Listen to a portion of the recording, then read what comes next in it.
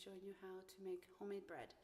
There's nothing like the smell of fresh bread coming out of the oven, and I know these days they have so many machines that you can just have a loaf for dinner, but with my twins and things that we do and sandwiches that we make for school, I make a batch at a time, usually 5 to 6 loaves depending on how big I make them.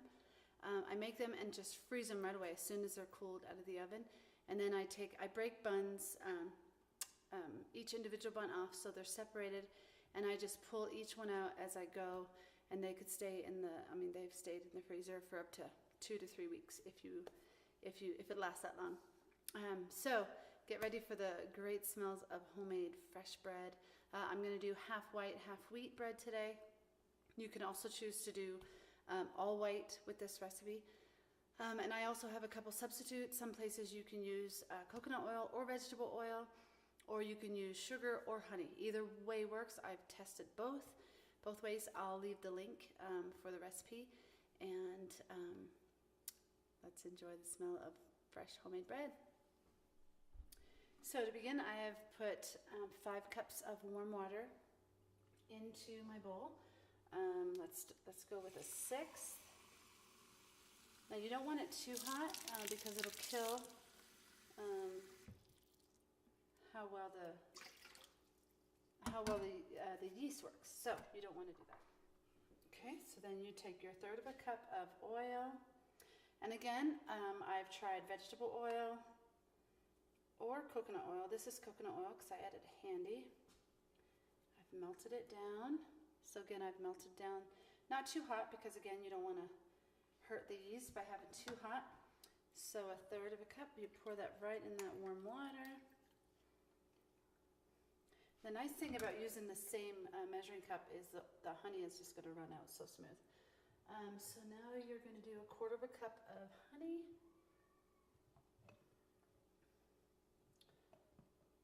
And again, sugar is fine. I've again tried both. 1/4 cup. Look how nice that runs out. Okay. You're going to take that and stir it all together in that nice warm water, just to mix up the honey and the coconut oil.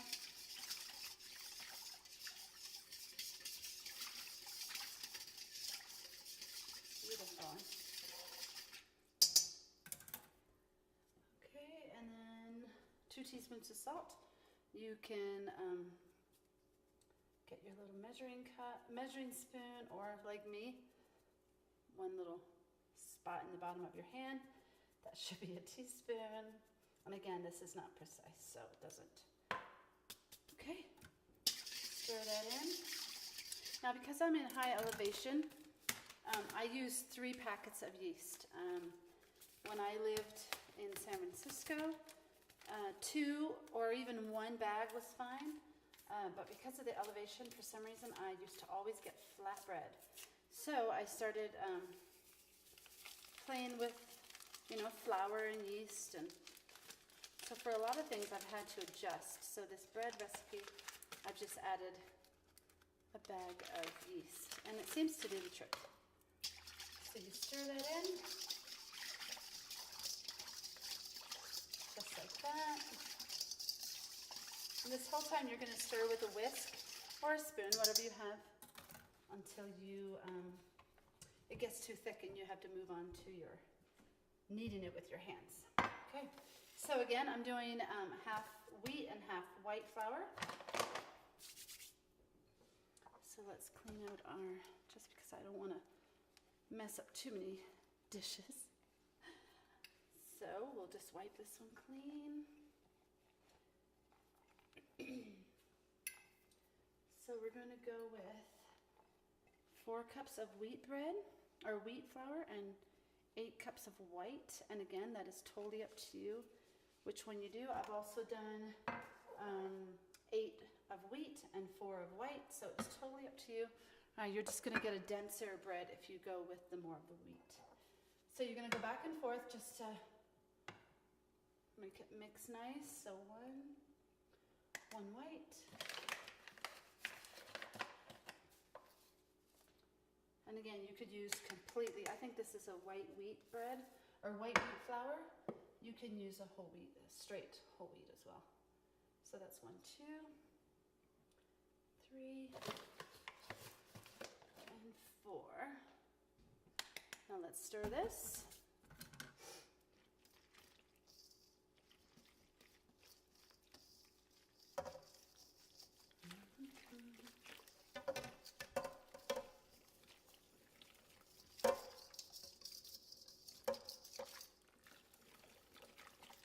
Stir it till it's nice and smooth. Every single time you add flour, make sure you stir it till it's nice and smooth.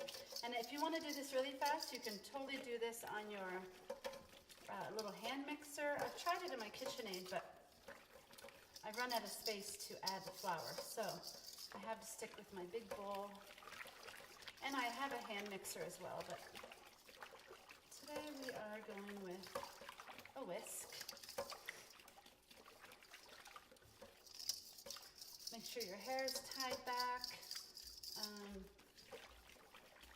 I'm still unpacking, so I'm not wearing an apron, but you will get yourself full of flour, so beware. So that's 3 whites.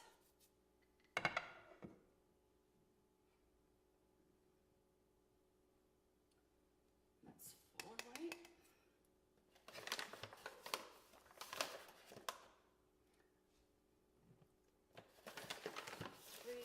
3 wheat and 4 wheat. Okay. I'll mix this. So right now we've got our 4 wheat and 4 white. So from now on out, you are going to be adding white flour. And just continue to add, even though your recipe may say add 2 more cups, what you're basically going to be doing, as you'll see me as I add flour, is you're going to be adding as you go until your dough has a great consistency and does not completely stick on your hands. So this is where this comes in. So you stir until again it's nice and smooth.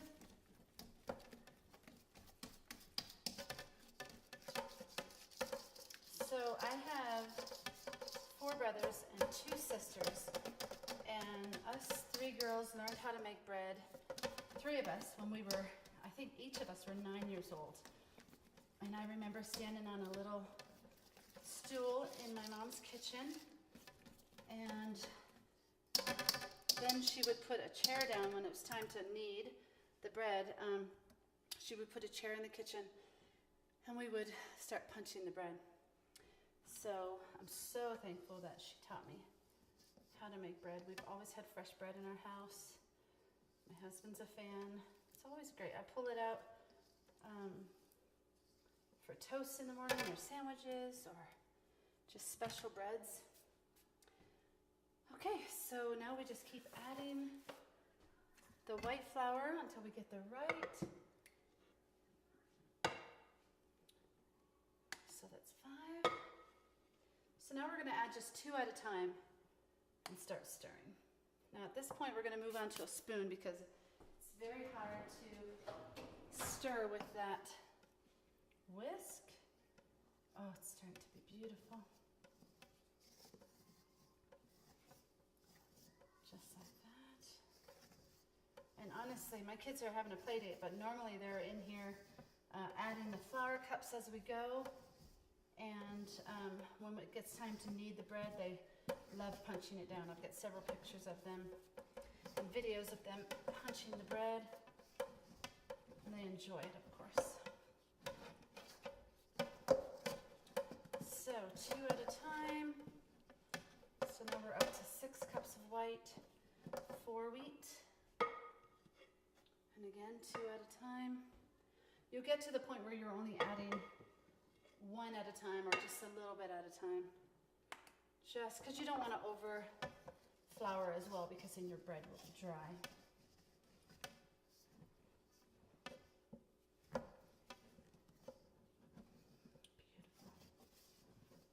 All right, so we'll mix this up until it's all in the dough. Okay, so that's mixed up, and you're going to slowly add I'm doing? Just grabbing a bit with your hand and kind of just going around the bowl. And each time, you're going to pull and fold. Pull and fold.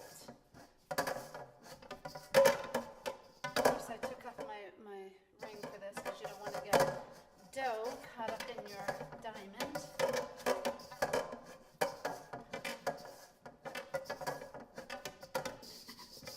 I'm going to take off all the flour as I go. Wow, that's driving me crazy. I'll just put that there.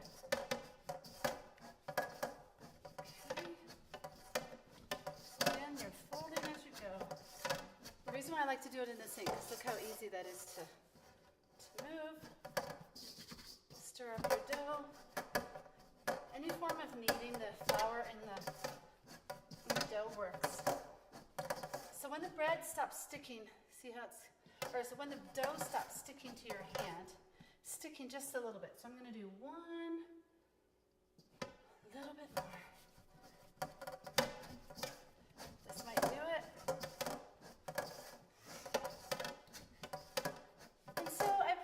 Knead the bread after it gets the right consistency for about, I don't know, 5 minutes, 2 minutes. Okay, so it's still sticking on my hand a lot. So see how I'm just doing it ever so lightly, dusting it, and then just knead it in. And the reason we don't put, I think I mentioned before, we put a lot is because the dough will become very hard and you won't be able to see. It should be soft, just like that. If you put too much flour in it, it will become raw hard, and you can probably still continue. Oh, it's still sticking. You can still continue trying to get it to turn out, but from my experience, once your bread gets hard, while it's still dough, it's so hard for it to rise. You'll have heavy bread. Or at that point, you can roll it up and make it into like a pesto bread or a tomato bread. Okay, just a touch right there. All right, I think this looks ready to put aside to rise for a bit. And of course, again, the more you knead it, the less holes your bread will have, and the better the slice.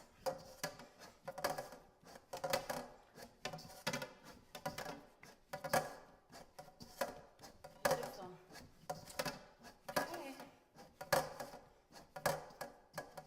So then when it's nice like that, you're going to take some,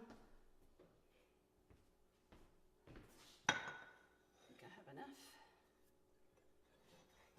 Take a little bit of butter, just kind of dab it on the top. All you're doing is creating a little bit of a grease too. Okay, and flip it over, put it all over the top, or just put it on your hands and rub it all over your bread. That way when it rises, it won't stick on the sides of your pan. Just like that. There.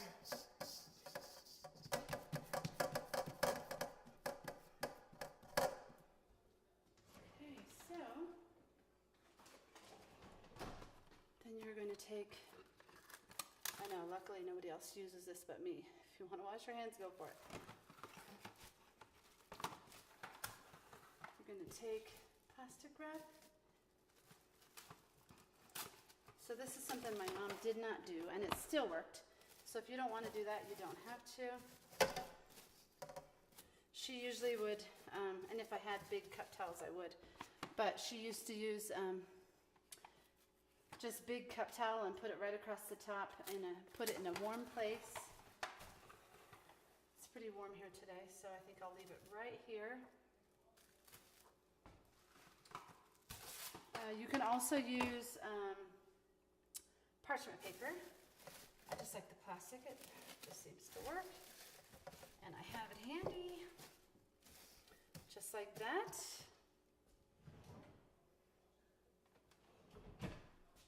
I'm gonna take a nice clean cup towel.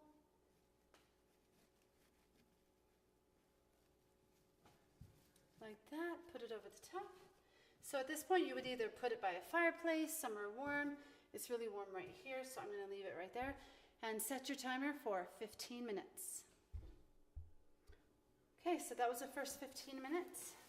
You can see it's raised. So all you're gonna do is punch it down. Oh, beautiful. You can tell if it's really springy like this, it's gonna be a good bread.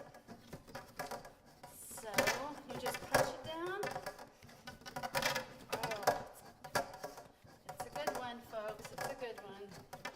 And yes, I've had some bad batches of bread. So then you just flip it over, cover it, and we're gonna do this 3 times. So that's the first. I'm gonna set it 2 more times, and then on the 4th time, we will put it into bread pans. Okay, so normally I take a piece of paper off of my butter, and I will then grease my pans ahead of time. And just make sure your pans are all greased so that your bread does not stick. Just like that. You can use a piece of your plastic that you used on the top. Anything really to grease it. You can spray it. I'm not into spraying, but I like to use real butter.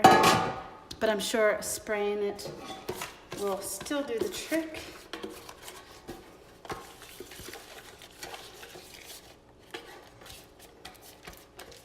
So I'll go ahead and do 4 pans. If I need more out of my dough, then I'll do a 5th. Okay, so once all your pans are greased and ready to go, you're going to push down your bread, just like that. That way it'll rise one more time. So this is the 4th time. And then you just take your dough like so. You're going to make this into a bun. So just kind of roll it nice and smooth until it's perfect. And if you need to add more butter, just take your paper that you use for your pans, just kind of put it on the top. Just like that until you have it perfect. I do a 1 single bun every time. This way I can take them out individually after I freeze them. And I'm hitting them so I can bust any bubbles that's inside. So we're gonna keep doing this until we have 3 in a pan, just like that, and until I fill up all of my pans. Okay, so as you can see, I've got even amount in the 3 pans.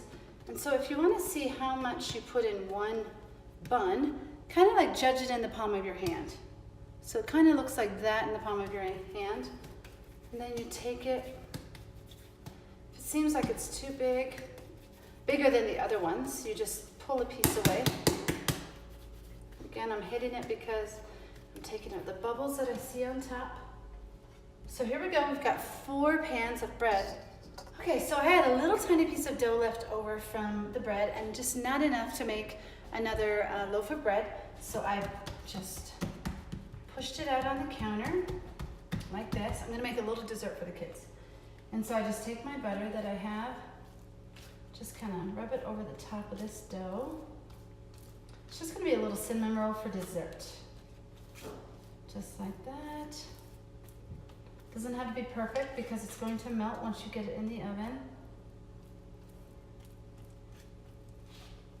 So kind of just till it's covered and you know that your cinnamon will stick onto the butter.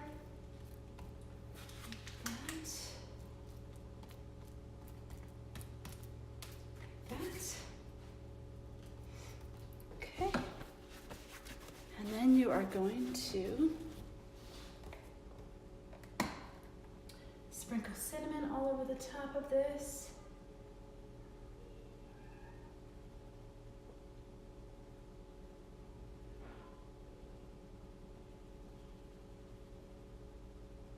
mean, you could always make one little bun of bread, but hey, why not give yourself a little treat with what's left over?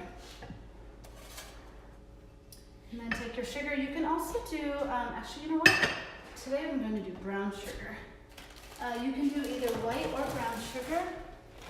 Either one works. And you're just going to kind of sprinkle it over the top. Like this. The kids are going to love this little surprise. They love bread with dinner, period. But to have this as a surprise, they'll be happy kids. Okay, kind of like that. I don't know, kind of turns out to be what? 2 or 3 tablespoons. And then you're going to roll this up like so.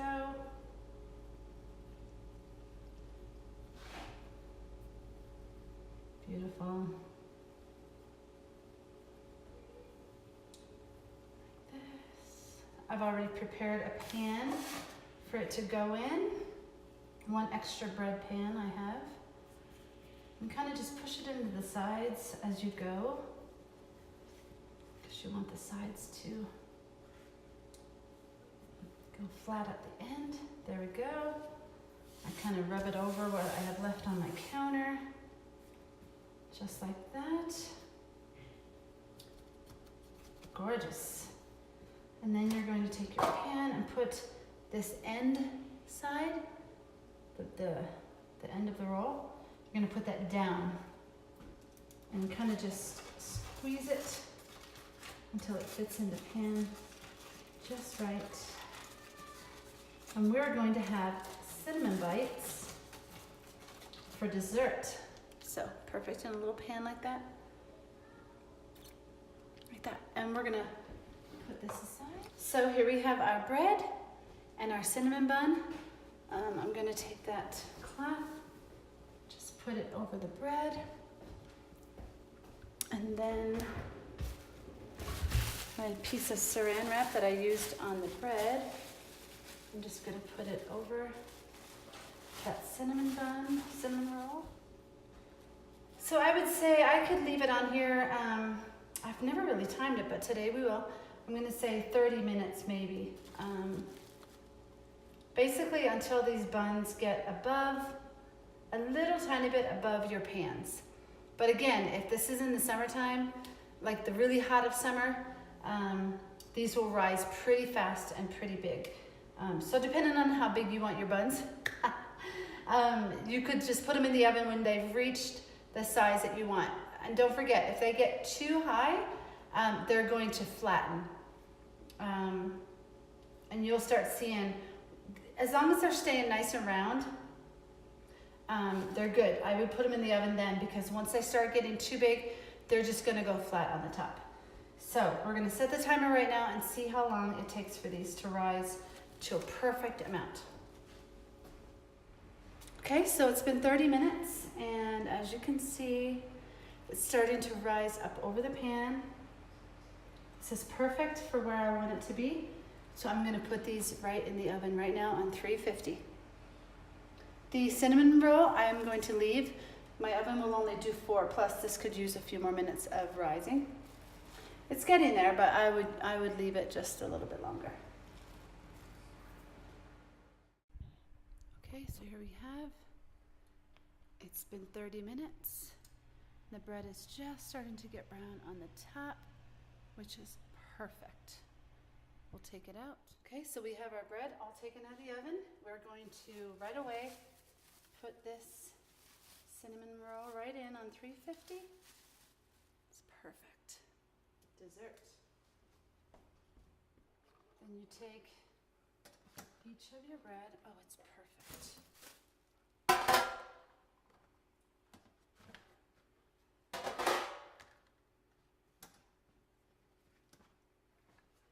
Over on these cooling racks.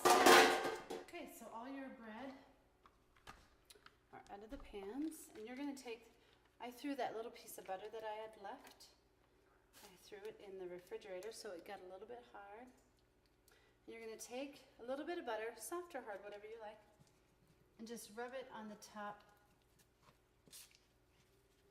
of your buns. This will stop it from cracking.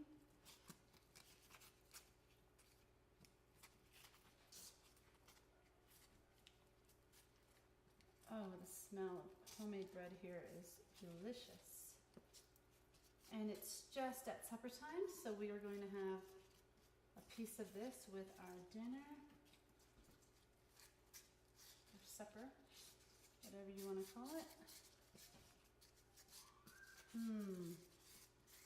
Delicious. And again, this was on 350 for, it was about 30-35 minutes. Depending on, it could be perfect 30 if you like. Beautiful. I'm going to go have a slice of hot homemade bread. So there you have it, our bread all done. Our cinnamon bun, 20 minutes. And then for the top, I just glazed 2 tablespoons of heavy whipping cream and then 2 or 3 tablespoons of icing sugar, which is the pure cane powdered sugar, and just mixed it up until it was smooth and then just poured it over the top. It is delicious. Make sure you like this video, share, comment if you have any questions, and make sure you subscribe. See you back here again on This House with Dee.